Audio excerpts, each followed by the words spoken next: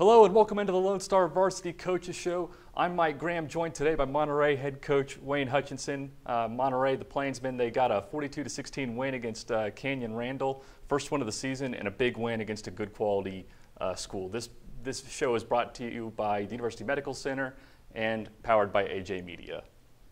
So yes, sir. just tell me about this win after two tough losses. A heartbreaker to Odessa and then a really tough game against Abilene Wiley. You go up against a Randall team that was playing good football and dismantled them late in the game. Right. And that's something that we've been visiting with our kids about for the last couple of weeks is, we have had a tough preseason schedule. We played some really good football, and we've been playing some really good football teams. So mainly what we needed to do was just continue to try to improve each and every week.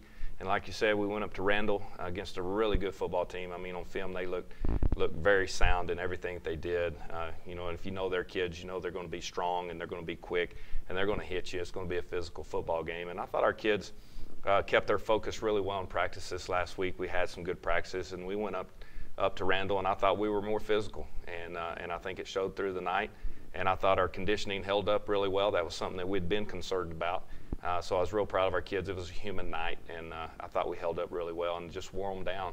And so to come out with the victory, I think that's what we needed to jumpstart us for this season. So we're just going to try to improve this week, and we've got a tough opponent coming in with Midland Lee. What we want to do is we want to show you some of the key plays that helped the Plainsmen get past Randall at Kimbrough Stadium in Canyon. And quite a few nice ones in here. And we'll start off with a kickoff return for a touchdown by Xavier Martin. Just show us what the blockers are trying to set up for him. Yeah, this is a kick. We went into this game trying. One of the things we needed was some big plays, and we were basically wanting to get some big plays over the top on offense. But what came up big and huge for us was this kickoff return, number one, and then we later on had a punt return, which were two big plays. So we got our big plays. They just came from the special teams, and our special teams coordinator, Coach Taylor Reed, did a really good job. But this particular play, if it'll come back on there, is a kick to Xavier White. We have what we call a right return. We have a left return. This is our White return. This is a return that we're going to return it up the middle.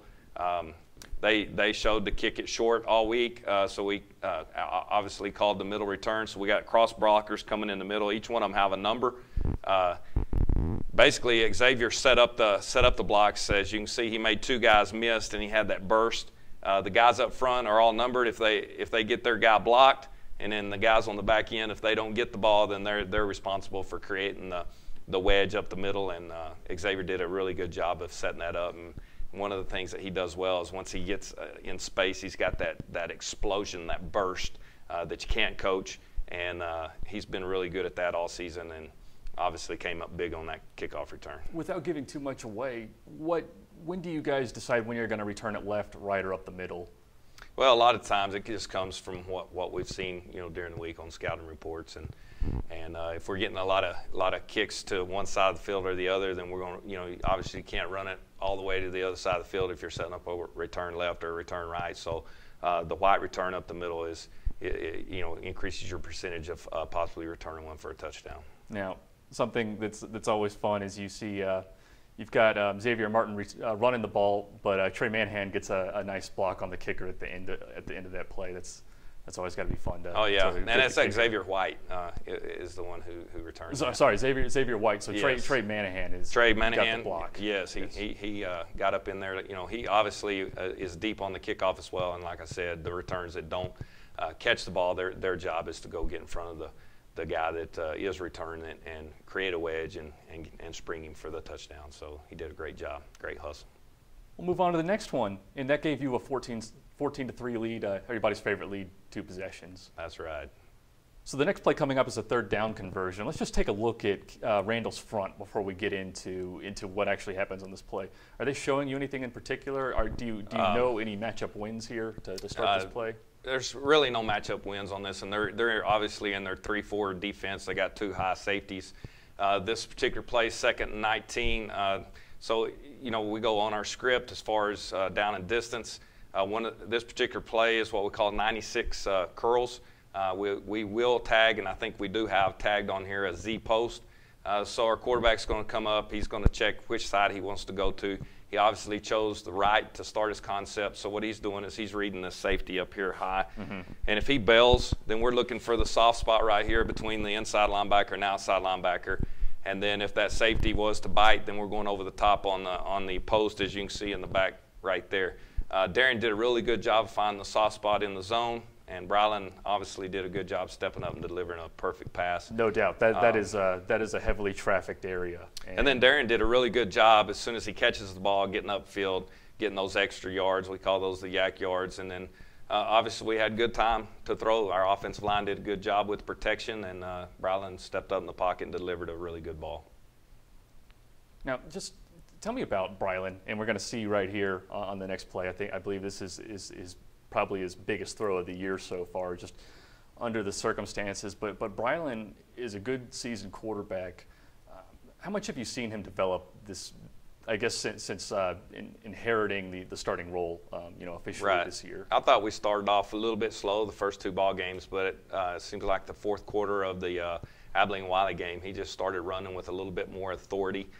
He's done a great job developing his accuracy, his footwork, and throwing some really good balls, but I just haven't seen him really take the reins and really just play with authority. And we saw that in the fourth quarter of Abilene-Wiley, and then obviously at Randall, I thought he played one of the best games he's played. And as you watch the film, I mean, he had some big runs. He stepped up in the pocket, stepped through his throws, wasn't worried about getting hit. He just played with authority, and a lot of times when it wasn't there, he just tried to beat you with his feet. And I thought he did an extremely good job of that. And, he's 6'3", 210 pounds. Right. So when he decides to lower those shoulders and play with authority, he's going to be hard to handle. Does it feel like a changed locker room after this win? Is there more confidence heading into probably the most premier game of your non-district schedule? Oh, yeah. I mean, you could obviously see excitement on our kids' faces. You could obviously see excitement on my coaches' faces. It's stressful when you're playing a really good football, but you just couldn't get over the hump to get that victory. So that first victory and the taste of victory, it's just really sweet. Like I said, we came in Saturday morning, a lot more hop in our step and a lot more smiles on our faces, and that's a whole lot better feeling than be on the other end of that. So we're going to try to take that and keep it rolling and see if we can't get some more wins. No doubt. He's Coach Wayne Hutchinson from the Monterey Plainsmen, stopping by on the Lone Star Varsity Coaches Show, which is brought to you by University Medical Center and powered by AJ Media. Thank you so much for coming in, Coach. Thanks for having me.